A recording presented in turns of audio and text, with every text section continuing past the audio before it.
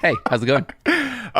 It's good, man. I got to tell you, I was cooking last night, and I know these little anecdotes. Sometimes they don't.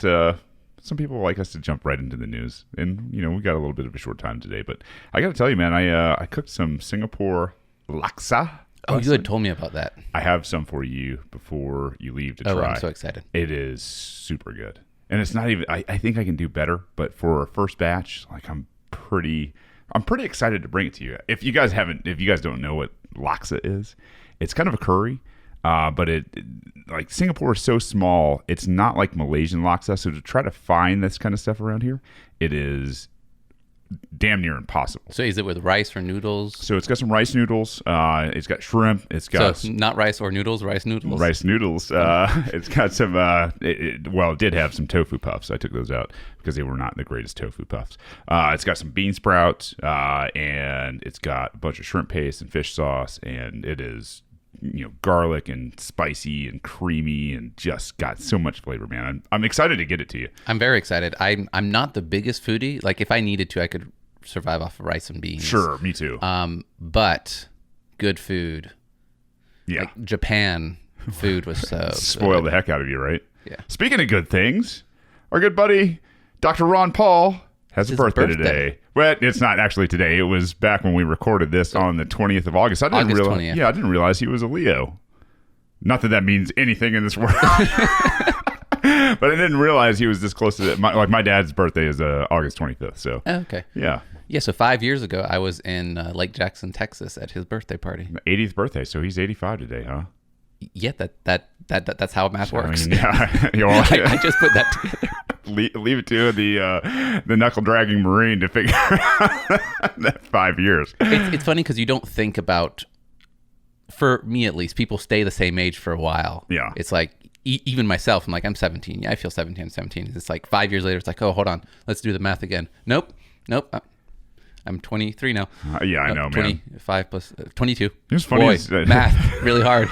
It's difficult, isn't it? I was actually reading an article earlier today, thinking about maybe incorporating it into the show, but didn't really want to because it was just very arbitrary. But I was looking for fun stuff earlier, and we'll get to that towards the end of the show.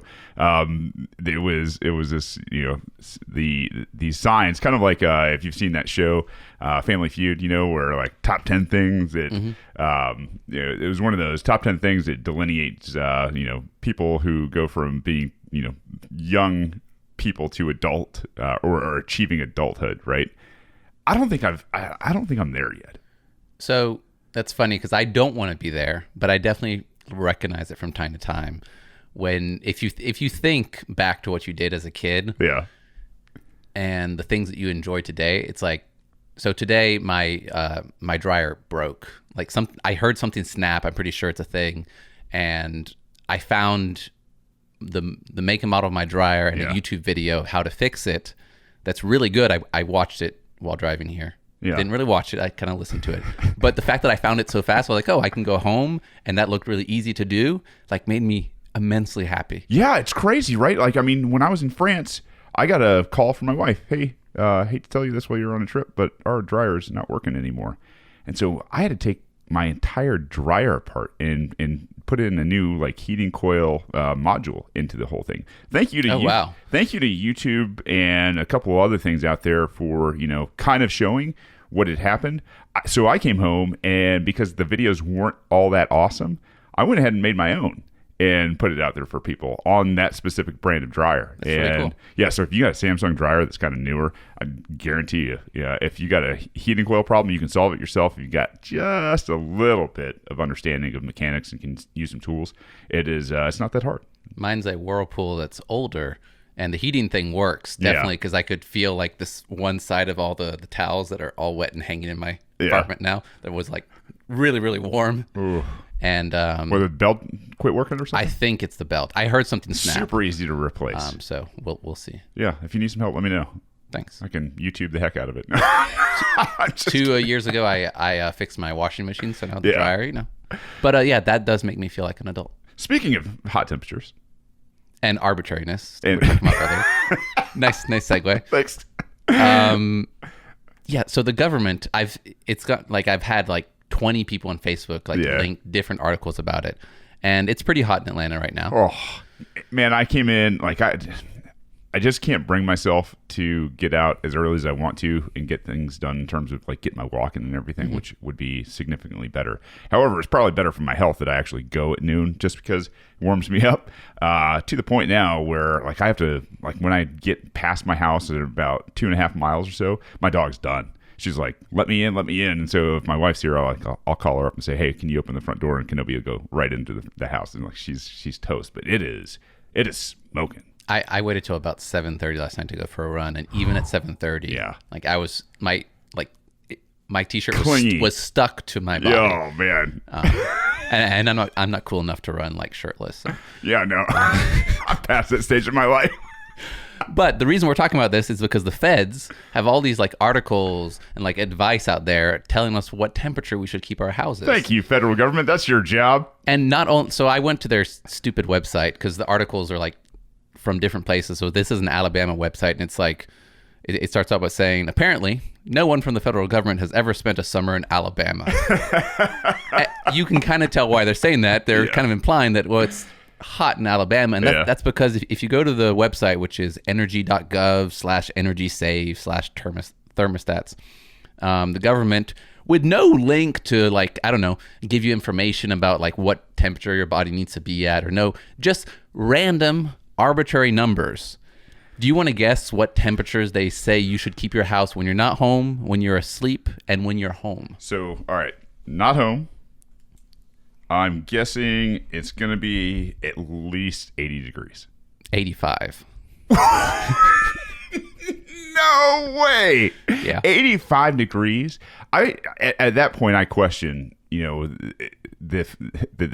no, I don't. I always question the government, obviously. But at 85 degrees, I kind of question, or the question sparks in my mind, at what point does mold really start to, grow on things? And I'm in Georgia?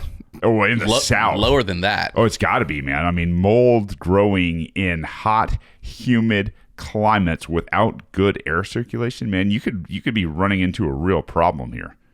So 85, that's incredible.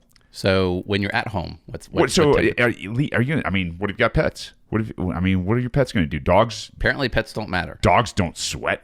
Do cats, they pant as well, or they sweat from their paws? Is that how pets or no, how cats? They do their tongue thing too. Is that right? Yeah. Okay, so and if they're really hot, they do this weird thing with their tongue where they kind of like move it up and down. So it looks almost perverted.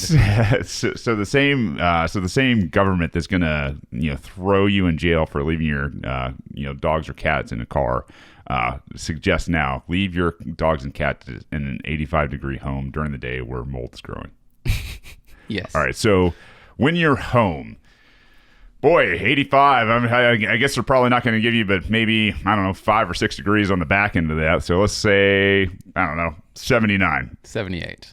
Wow. That's warm, man. That is very warm. What do you keep your place at when you're there? And away. and sleep. So it's funny. So when you're sleeping, they say to set it. Dorn, I lost it. Dorn? Like Roger Dorn? Darn. So when you're asleep, you want to guess what they put for that one? I would say colder, but it's the government. So it's going to be warmer.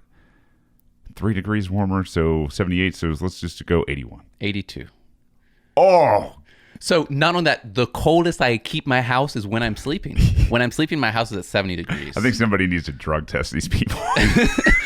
I'd love to know what temperatures they keep like federal buildings, because I am pretty sure it is not 78 degrees during the day, and I doubt that they let it go up to 85. I'm real glad you said that, thanks, because I wrote that down right before you said. I said there's a lot of dealings that I've had, even in Alabama, Georgia, with the Army Corps of Engineers and things like that, in previous roles that I've played, and I can guarantee you that during the day, when those people are in those offices and things, those ACs are cranking, man. I've walked into, if it's a construction type trailer where, I almost feel too cold and I need to put on a sweatshirt and a beanie. I've got a bald head, but yeah, that's the hypocritical nature of government. Do as we say, not as we do. Those guys are cranking air as low as they can get it if it's not on some kind of remote thermostat somewhere. Those guys have tents in the middle of deserts in the Middle East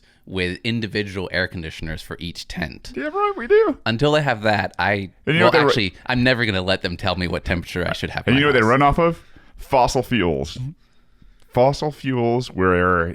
Yeah, I mean, and think about that. You know, these tents, they're breathable.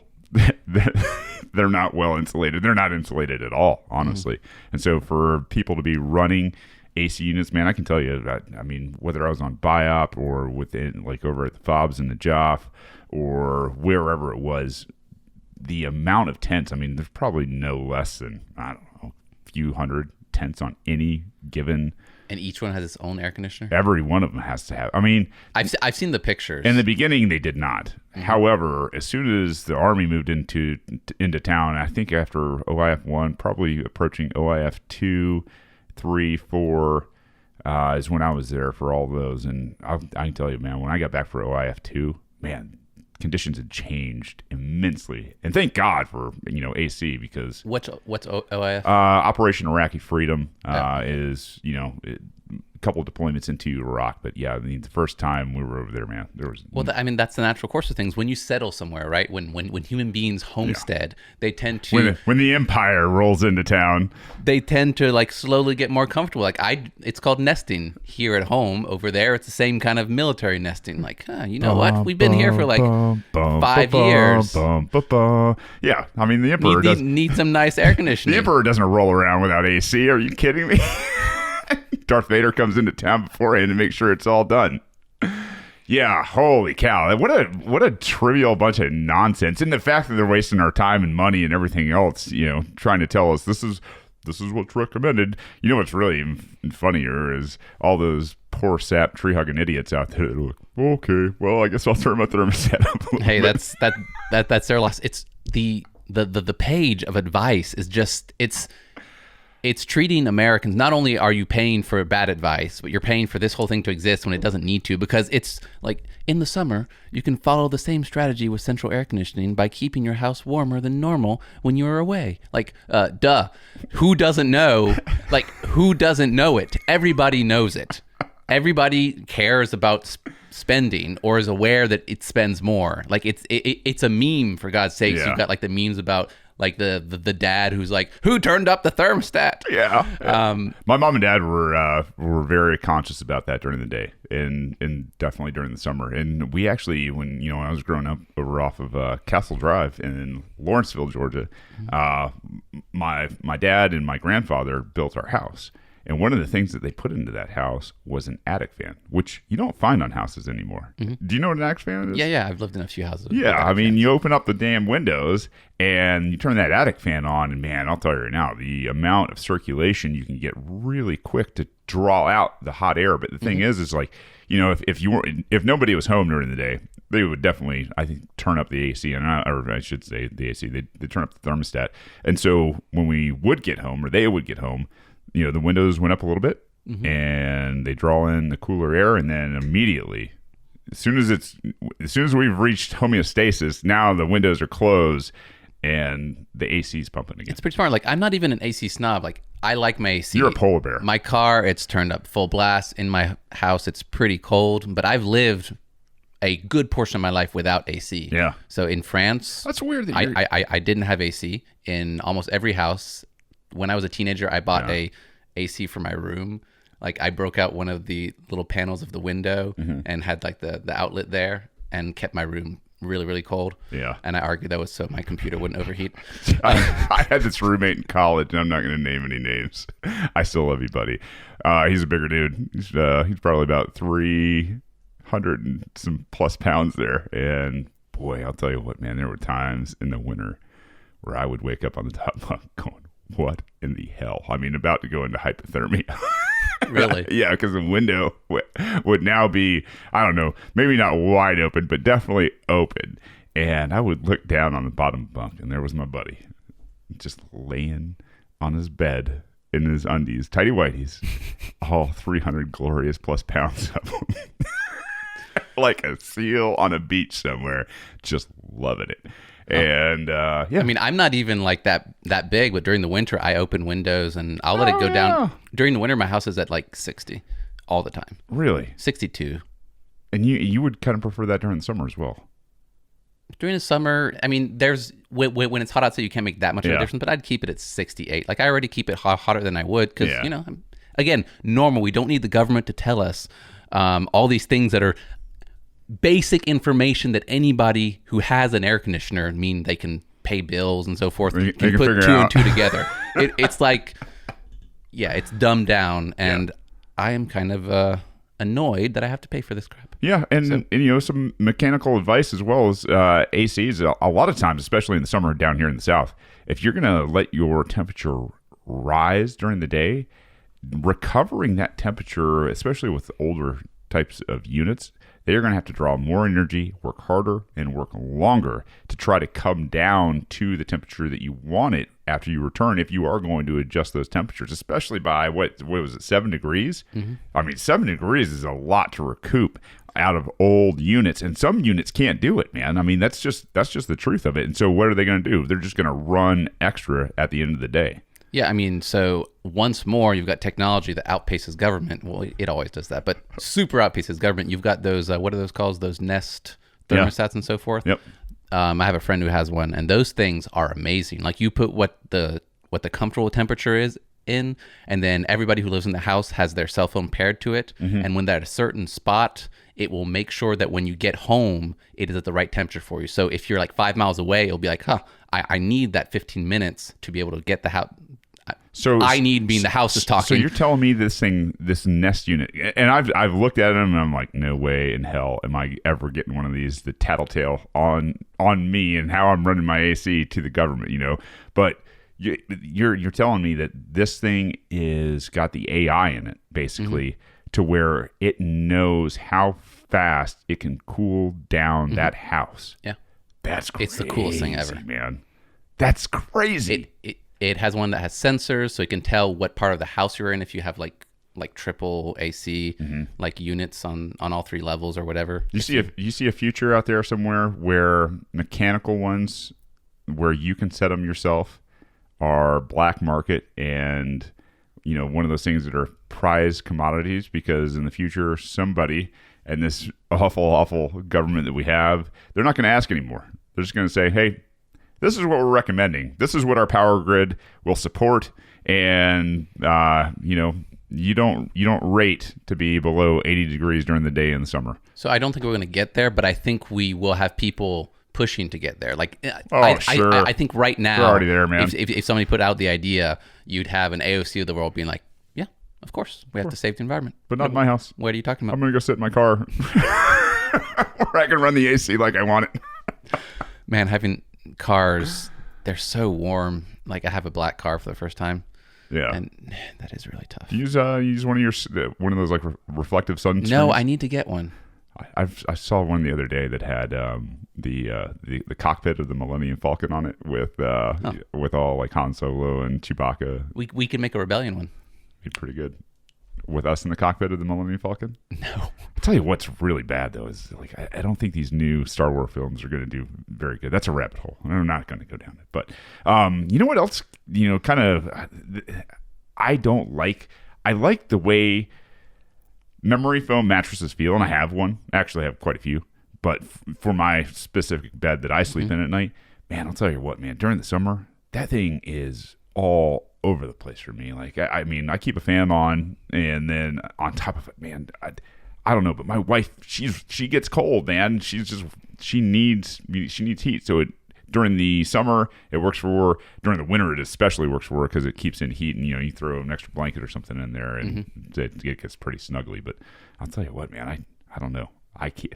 I'm not a fan. I've got a memory foam mattress. You don't like it? I like how it feels. Like, it's comfy. Yeah, it's really comfy. But it takes too much heat. But I've seen some more modern ones, and they do a much better job at circulating air. There's ones that are specifically like made to cool down, because a lot of people get hot when they sleep. I get really hot when I sleep. Like, I've got like feet coming out of the covers kind of thing. Yeah, like the whole legs out. But there's one that's really cool. It's the purple mattress. Yeah. It's made out of this rubbery stuff with these compartments, these square Goldilocks compartments. is there, or she that's the character she's portraying as Goldilocks. Goldilocks. You never seen that? I don't watch commercials. So Goldilocks is, and I actually don't watch commercials either. However, when I'm watching YouTube, sometimes you have to watch a commercial.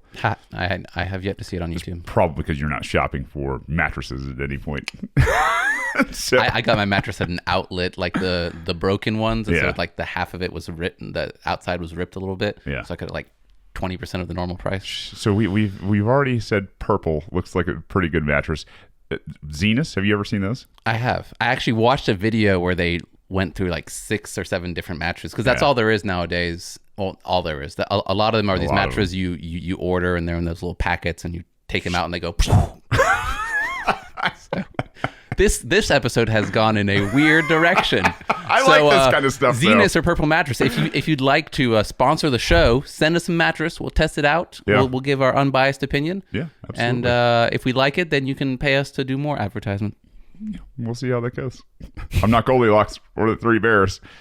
Maybe Papa Bear, but we'll see. I'd like to think that if people trust our opinions, if we told them about our opinions on beds, they would. I'll tell you right now. Take that into consideration. I don't think I'm ever. We've had this conversation a little bit off air. I don't think I'm ever going to have any product or service on this show that we're not behind. And I'm not just. Oh yeah, no way. As you said, we've talked about it, but yeah, I would not feel comfortable. I wouldn't feel comfortable. Having put out something to our amazing audience here and really not really be 100% behind it. Not only 100% behind it, but those products that you get and you're just like, man, this thing is awesome. Like sometimes you'll buy them as gifts for other people and everything else like that are just super functional and everything else that improve your life, man. That's the kind of stuff that I want. Mostly, yes. I could see advertising something that maybe I don't personally use, but I see the value, like an amazing value, and maybe I know people who use it, or just I can tell that it's that good. But for the most part, I'd like it to be things that I think are like awesome. You know what else is awesome? What? Babylon Bee. They are awesome. They are amazing. I listened to an episode of, what podcast? Maybe Tom Woods, where the CEO was on, and he is like the most down to earth dude. Yeah. It's run by I think only 3 or 4 people. They just write satire. And all they do is write satire. And it became his full-time job like two years ago. And I find that amazing. Wow. I mean, think about that, man. Think about the course of events that has to transpire to where these guys now in this day and age have the ability to do the Babylon Bee as either, 3 people or whatever it is full time. I mean, back in the day, I guess Mad Magazine kind of would have been an approach. You probably don't remember Mad. I do. Maybe a little bit. Like Mad, I mean... My siblings were into that because it's got a British background, right? I think it does, yeah. You'd have to have a subscription or something like that to have it delivered to you. And so it'd probably be a magazine. So, like a Babylon Bee magazine. I guess that's something you'd pay for if you like comedy and all that kind of stuff. I mean, I guess it's probably something I would subscribe to. I mean, people love humor. Humor is kind of free these days because you've got like all the YouTube channels and so forth. And I, in my political past, would have been like, there's time for politics and serious things. But the value of laughing cannot be overstated. Yeah, I know. And like I said, there are parts of this show that we're going to get to where I'm going to circle right back to that because, in this day and age, if you're not laughing, man, it's a sad, sad world right now. Especially in politics. And being able to laugh about politics and remind yourself that, hey, in the end, there's a real world out there not this. That isn't completely controlled by politics and that is more important. Is a nice thing. But that's why the Babylon Bee gets in trouble all the time. When you say trouble, what kind of trouble are they getting into? Just disparage for the most part. Yeah. There's an organization called Snopes, right? They're fact checkers. And actually, this is funny because I almost want to give credit to Snopes because from time to time you'll see a Snopes fact checking article that they're fact checking the Babylon Bee. And it is the most hilarious thing ever to be. Oh, yeah, the satire article has inaccurate information. What? Oh my God. So there's a long going like feud, grudge between the two, and it has hit a next level. Snopes, has used what a lot of are calling like a fake science study that the Babylon Bee is disproportionately making people believe fake news. And fake news, unfortunately, has really, like, it works. Like, you just say fake news, and the left goes crazy, and the right goes crazy, but in a different way. Like, it's like this signal to be like, oh, I shouldn't believe anything that's here.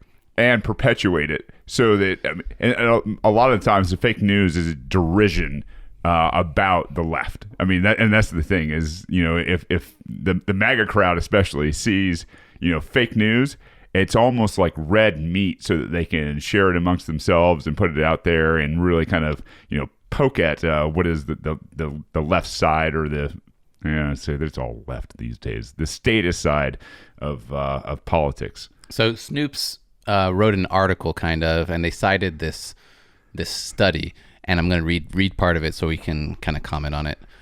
It says, our study on misinformation on social media lasted 6 months. Every 2 weeks, we identified 10 of the most shared fake political stories on social media, which included satirical stories. Others were fake news reports meant to deliberately mislead readers. We then asked a representative group of 800 Americans to tell us if they believed claims based on those trending stories. By the end of the study, we had measured respondents' beliefs about 120 widely shared falsehoods. So first thing, I wonder how they're categorizing falsehoods. I might disagree that a story is categorically false. Sure. Because they're talking about satirical and false. So and Snopes or whatever they are really left-leaning. I mean, extremely left. Satirical articles like these found on the Babylon Bee frequently showed up in our survey. In fact, stories published by the Bee were among the most shared factually inaccurate content in almost every survey we conducted. On one survey, the Babylon Bee had articles relating to 5 different falsehoods. For each claim, we then asked people to tell us if it was a true or a false story. Then we computed the proportion of Democrats and Republicans who described these statements as definitely true. If we zero in on the Babylon Bee, a few patterns stand out. So then, on top of the fact that we might disagree on what falsehoods are, we obviously do in America, right? Sure. And it is kind of a normal thing for people to disagree on things. Then they take the normal thing, and like, I'm not the one to think that normal is definitely the right thing all the time, but the normal things that people did disagree on facts all the time. If not, we would live in kumbaya utopia. And then they're like, let's only see the opinions of Democrats and Republicans. Right.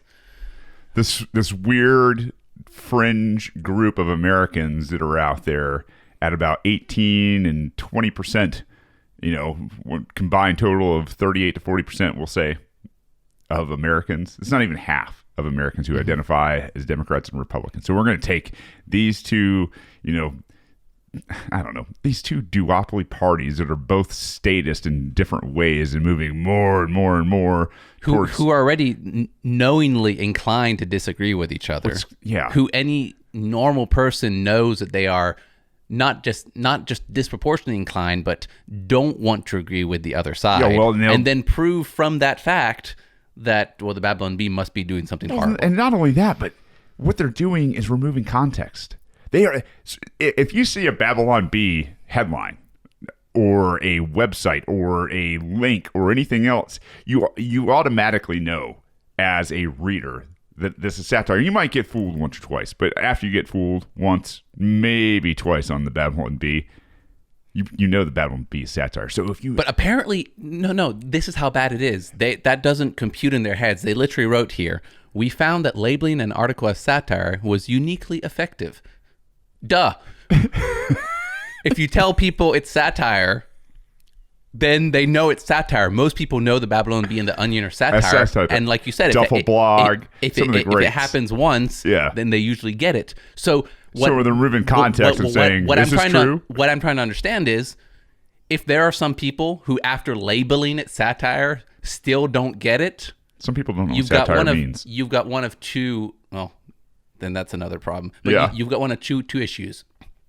Those people are just, I don't know how to say it nicely, like misinformed, dumb, something between there. Or maybe satire plays a certain role in society.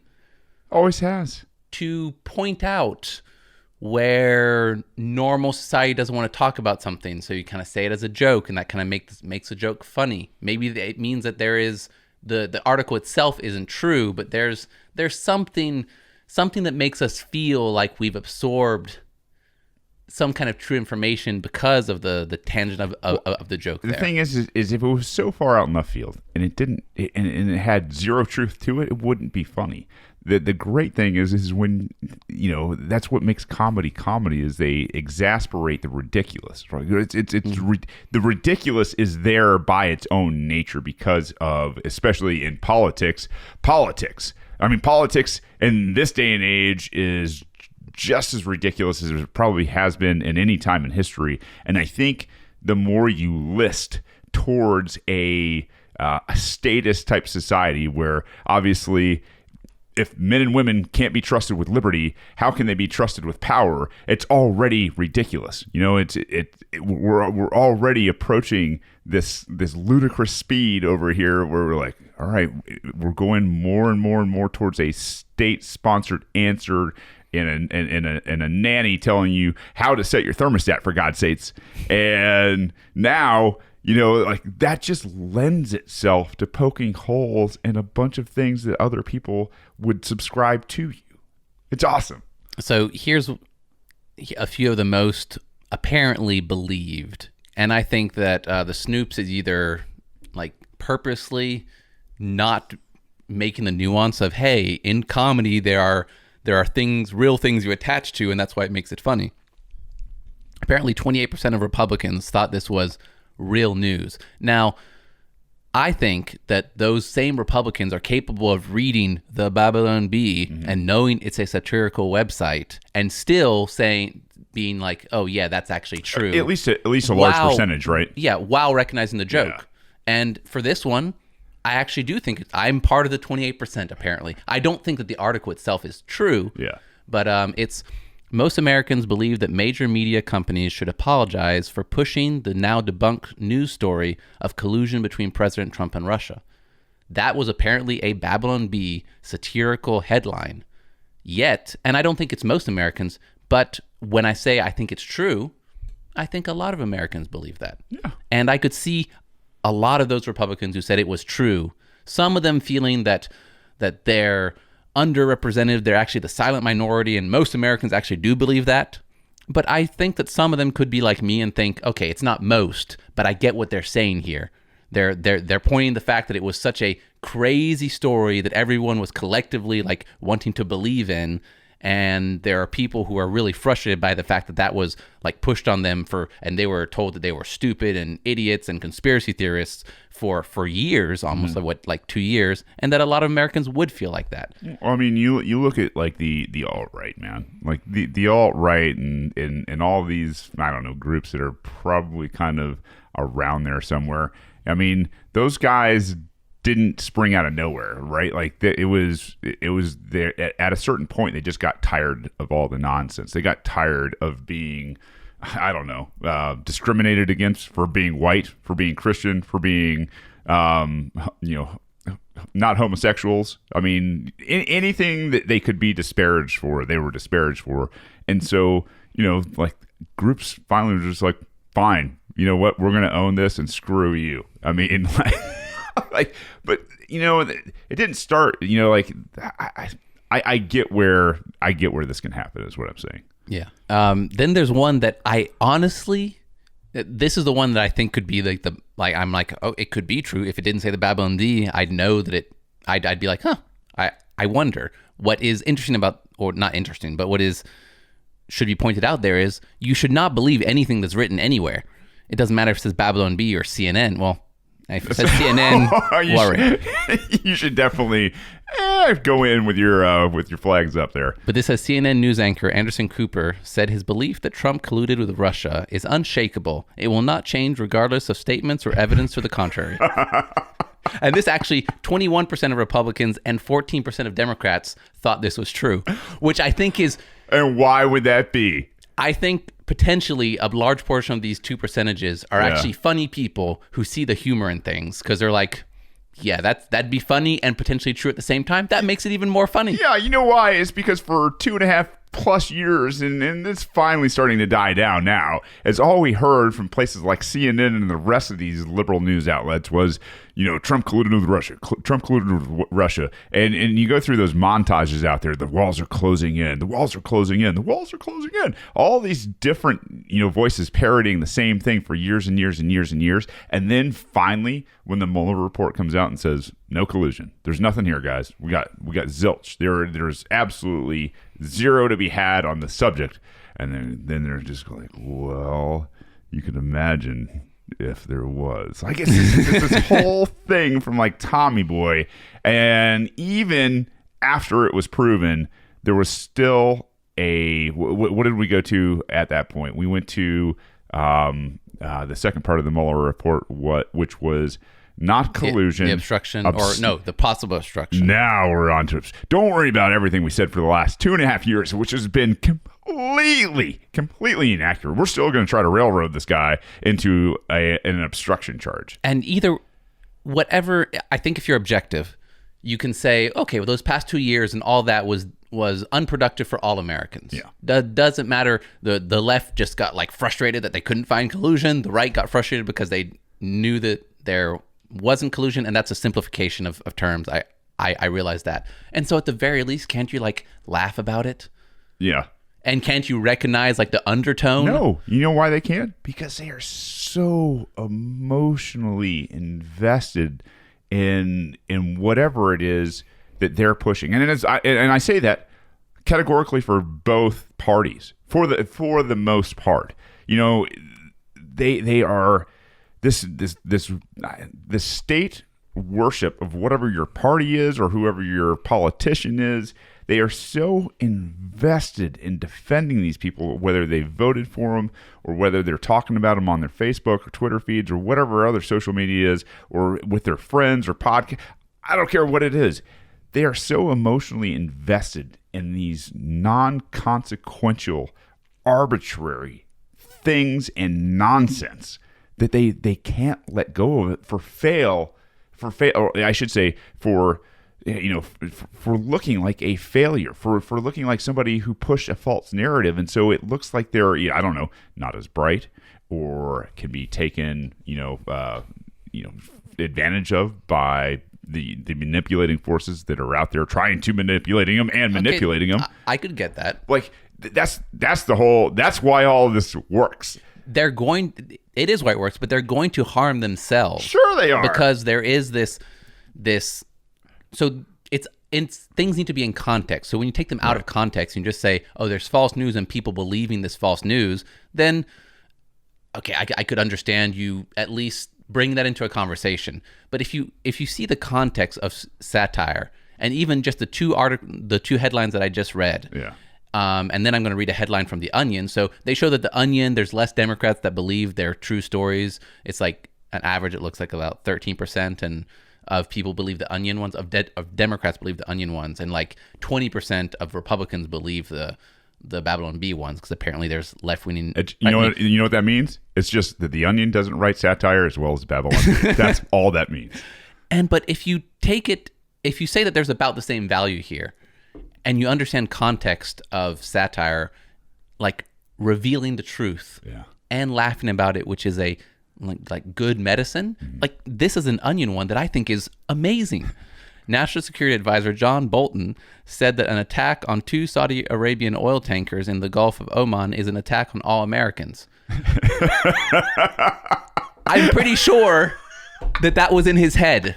Yeah, it is. And is the only reason we haven't heard it is because he had other things to say. And the thing is it may not have even been in his head, but that's how he would sell it to the American people.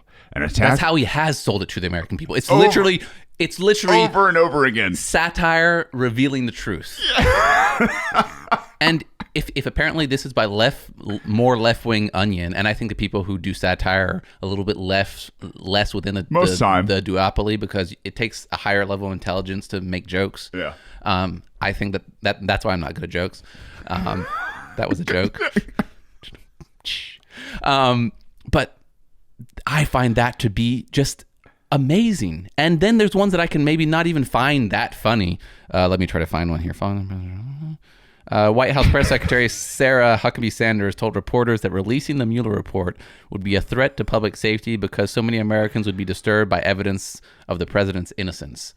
Okay, that's obviously a little bit like funnier. Yeah. Because that would just like enrage the left in like a funny way, which is why The Onion did it, because I'm sure they found that funny.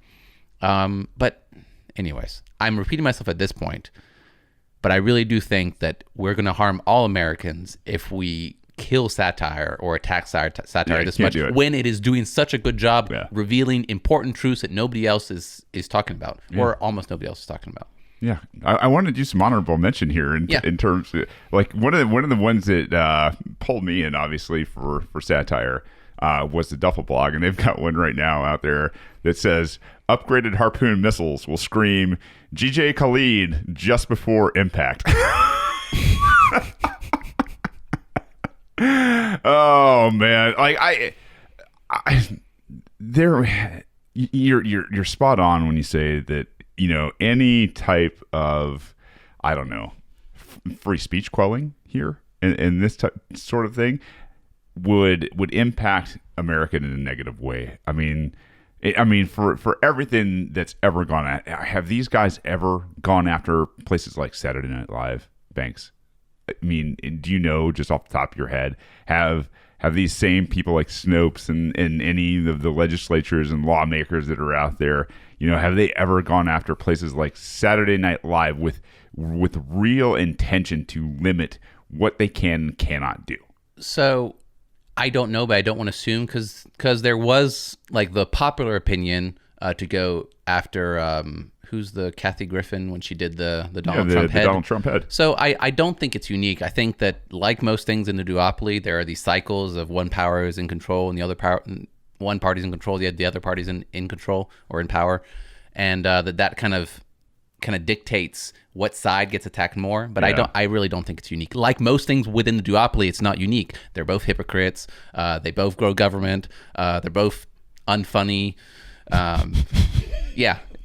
It's the same. I mean, if the Duffel blog can joke about this headline, then we should be able to joke about just about anything. And that is the VA now only second most ineffective suicide prevention program. Oh, boy.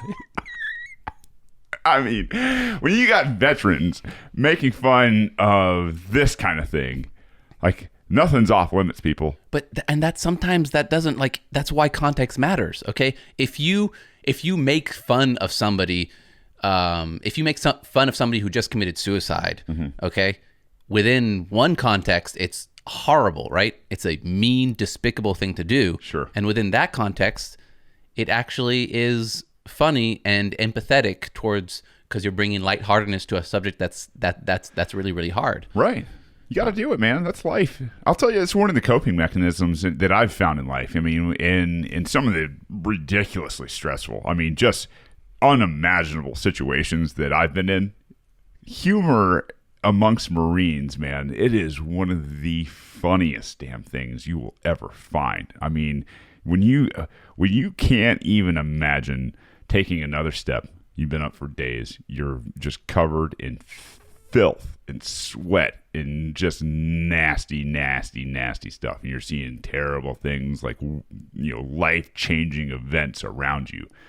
The comedy that comes out of those situations, the snarkiness, the quips, the stories. I've got one from a friend when we were kids, and he really hurt himself. We pulled him behind a motorbike on his rollerblades. Right. He really hurt himself, and I remember him saying, like, "At least I didn't die." Like I could see Marines making that joke very easily. Like, well, whoa, that's like my finger's gone or whatever it is. But at least I didn't die. Like, that is funny. Yeah. And that reminds me of Louis J. Gomez, who's the owner of the Gas Digital that runs Part of the Problem.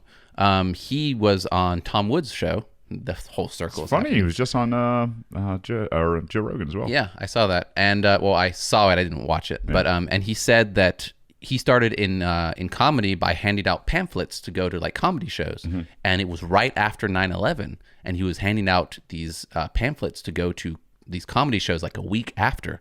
He was like 20-ish or something, and he said that that's what he loved about like New Yorkers and that time, because what they did at the comedy show, they were making jokes about 9/11, and for all these people who had just experienced this horrific thing, it was like a weight off their shoulders, just like bringing them all together. And I don't.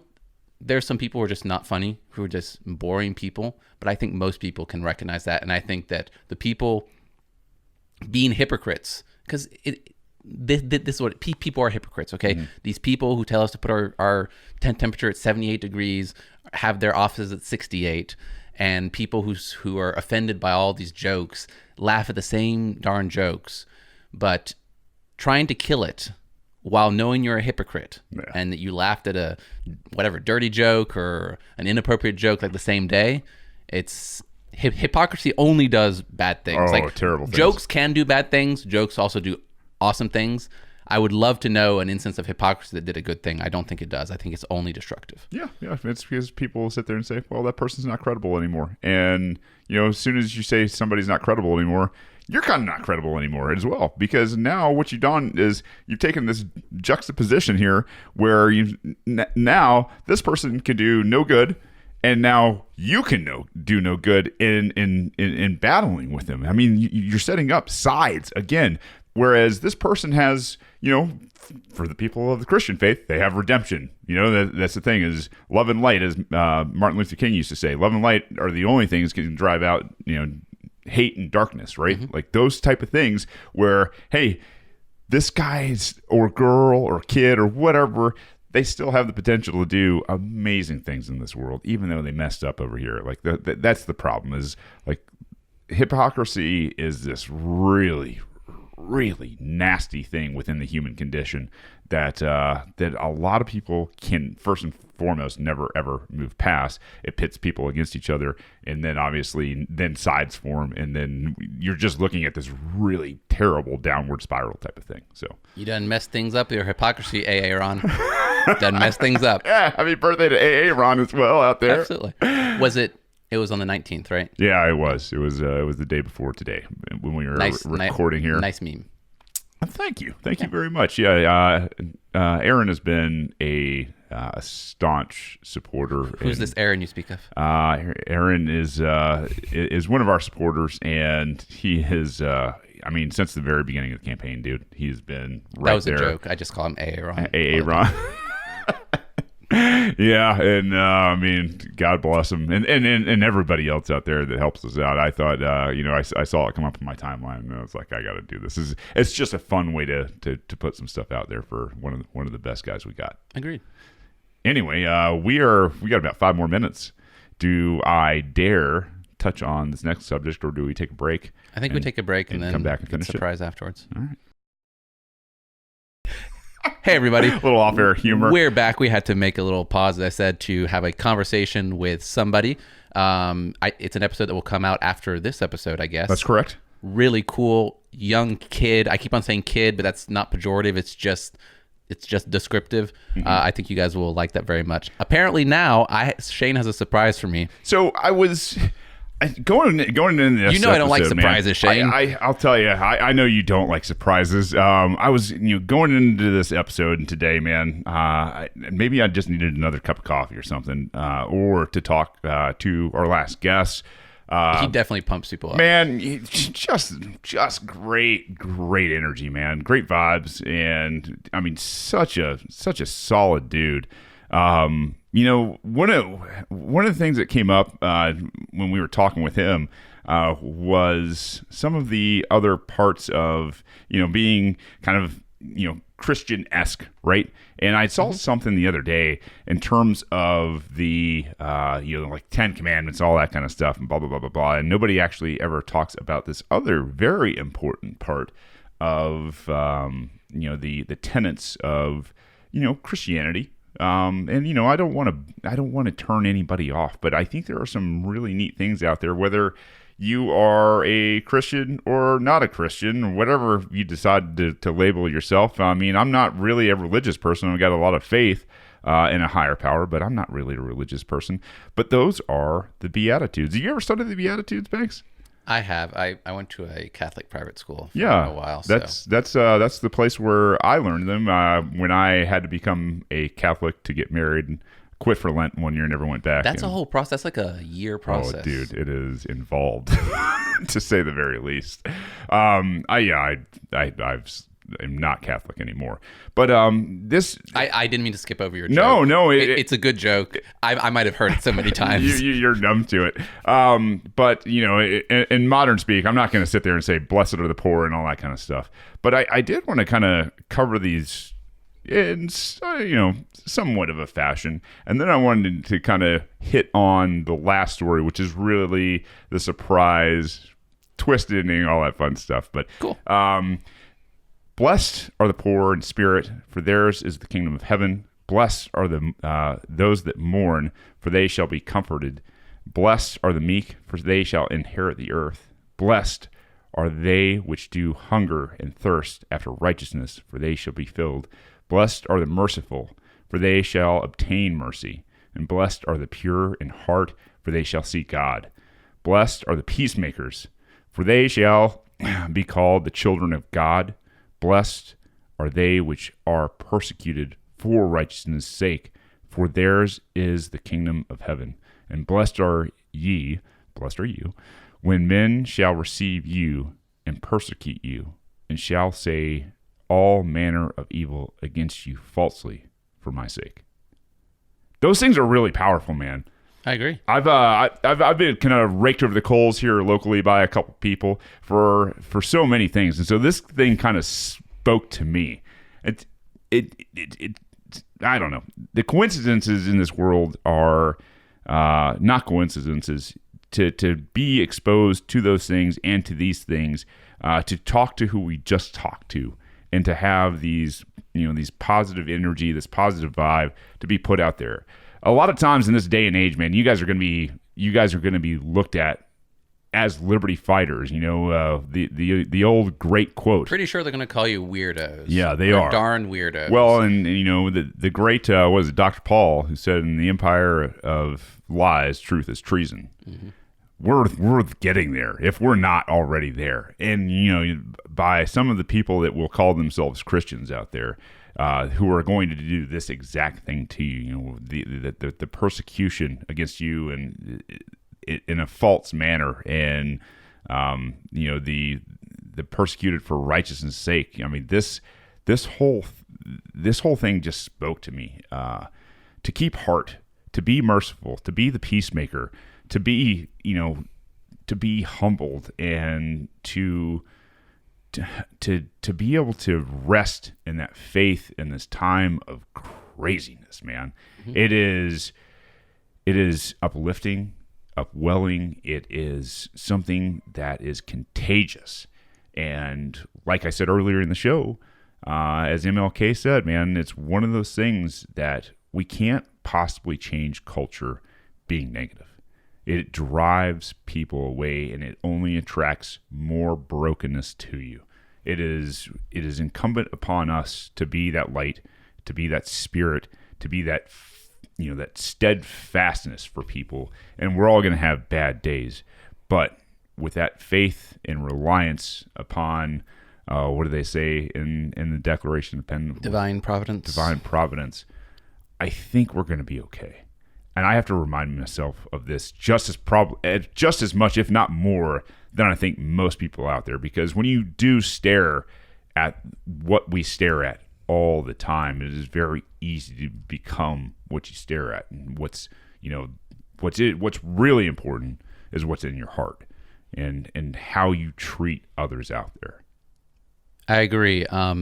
I agree so much. I think that even if it doesn't even matter if you're a Christian, it's such good practical advice. Right. Yes. Like practically, if your goals are liberty and happiness, yes, right, and they should intersect all the time. I forget that too often. I've gotten so much better at it. It makes me sound corny, and I like it. But such practical advice, because it's like you're not going to be happy if you're not humble. Mm-hmm. You're not going to be happy if doing the right thing makes it too hard, so then you just do the wrong thing. You're not going to be happy if you're not kind to others and understanding and empathetic. And I know that's not exact words you use, but same meaning. Yeah. And so just as practical advice, and I love, so you said the coincidences. There's a coincidence here is that the principles of liberty and those principles, which are all good things, whether you're Christian or not, Sure. kind of intersect, and kind of being the understatement here, and showing, kind of pointing in the direction of, hey, if you want to spread liberty, like it's kind of all part of the truth. So if you want to spread liberty and do the right thing, you got to be all these good things that we all recognize as kind of good things, and then the end is like almost like the hard pill about, you'll probably get called weirdo and get defamed and get insulted and so forth, and even that you should just take that with as a sign of that you're doing the right thing. Yeah. And as life is usually not the easy path, things that illustrate the harder path, I'm like, ding ding ding, probably should pay attention. Yeah, I was doing a little research for today's show, Banks, and instead of looking and focusing on a bunch of the negative, I started to try to Google some of the positive things to share with this audience as well.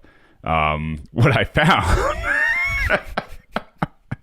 This is a surprise. Okay. There is a diamond in the rough here. I found this place called the Good News Network. Have you ever seen this place? I have not. It is... There is a bunch of quote unquote good news on here. Pictures of kittens and puppies. Well, yes, there is. And I think one of the top headlines is actually Delaware becomes first U.S. state to achieve no-kill status for shelter pets. So I'm reading, I'm looking through here, and I'm getting actually more depressed because a lot of this good news is forced government on the people. However, the diamond in the rough that I did get to find, and the story I want to share with you, is about a band that is now traveling through Europe on its last leg. Back in the day, they were ridiculed by a whole bunch of people here in the South and Christians across this nation and other places. I want you to listen to maybe how you may, not this audience. This audience is above that kind of crap. We're probably not above anything completely, but Misjudged, a band that got me fired up for a whole bunch of ball games back in the day. It has been 20 years since Metallica played in Romania, and they are celebrating their return to the European nation by making a particularly noteworthy contribution to its medical community. The iconic heavy metal band has already been doing charity work for every city they have visited on their worldwide global tour. Thus far, the group has made headlines for donating thousands of dollars through their All Within My Hands Foundation to community food banks they pass along the way. Now, as a means of kicking off the final leg of their European chapter of their tour, Metallica says they are donating €250 to help build the country's first pediatric oncology and radiology hospital and equip it with the latest medical technology. Prior to their sold-out show at the arena in Bucharest, Romania, the band members presented a check to the Give Life Association, which is the organization responsible for the hospital's construction. Carmen, the president of the Give Life organization, said in the statement, "The donation made by Metallica has a special meaning to our project. Their music inspires and touches so many Romanians, and at the same time, so many Romanians are inspired by and contribute to the establishing of the first pediatric oncology and radiotherapy hospital in Romania in order to give children with cancer a chance to live." That's really cool. Did you say €250? 250,000 euro. Okay, you didn't say thousand, so I was like, I glossed over the thousand. They're a little like they're doing good. I shouldn't criticize them, but seems a little cheap. 250,000 euro to help Romania and children over there in that region. That's really cool. And so this might sound negative for the first 2 seconds, but that's what's missing. That's a negative part. That's what's missing from people who give so much trust in government, is they don't see what the free market does. Like a rock band, they're heavy metal, right? Yeah. Yeah, a heavy metal rock band is doing that kind of good, motivating those kinds of people. Like the two don't really compute in statistics, you're like, the more heavy metal rock bands, the more donations to the first time pediatric oncology centers in countries. Like that doesn't like, you're not like, you don't have a think tank who's like, you know what we should do? Subsidize heavy. But it happens, and I think it's because of all the good things we've talked about. Yeah, I mean, how much better does it feel to say, like to see a story where heavy metal bands give without government force of their own free volition versus states, forcing people, like, I guess this is a weird thing to say, forcing people not to kill puppies. Like, it's, like, and I'm a dog lover, man. Like, oh man, I don't know. I am uplifted. I am rejuvenated, and I can't help but be somewhat optimistic about this evening, this culture, our chances, this podcast, and everything else. Man, I am just blessed to be here behind this microphone with you, Banks, spreading the good word of peace, liberty, and free markets. I am absolutely beside myself with this opportunity. Well, I've said it to you before that I couldn't do this without you. And there's lots of reasons, but that's probably like a number one. And I'm not the easiest guy, Banks will tell you. I mean, sometimes I am just hard-headed, wore down, stubborn, tired, and not as much fun as I could be. That's for sure. Well, maybe only half of the show can be perfect. He said, avoiding a stutter. That was great. But anyways, guys, I hope you're optimistic too. Thank you, Shane, for sharing that. I think that most things can be seen in an optimistic light, even if they seem negative at first sight. But if you have other optimistic things, it'd be cool to kind of bunch them up together. Yeah, send us some send us stuff that makes you smile, or send us stuff that looks negative at first approach, but you're like, I found the happiness deep down at the bottom of the article. Liberty lining. Yeah. You can do that at info@rebellionpod.com. You can send it to any of our social medias, Instagram, Facebook, and Twitter @rebellionpod. On Twitter, you can also find Shane and I at Shane T. Hazel and at FBanksWise. Anything else, Shane? Yeah, we would love some reviews.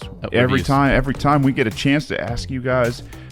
We can't thank you guys enough for all the reviews that you guys have already given us. Thank you for making us part of your life and doing life with us here on the Rebellion.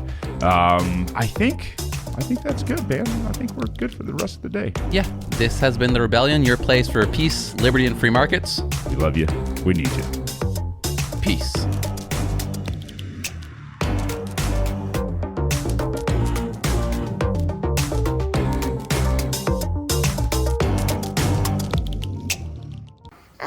Don't hurt people and don't take their stuff.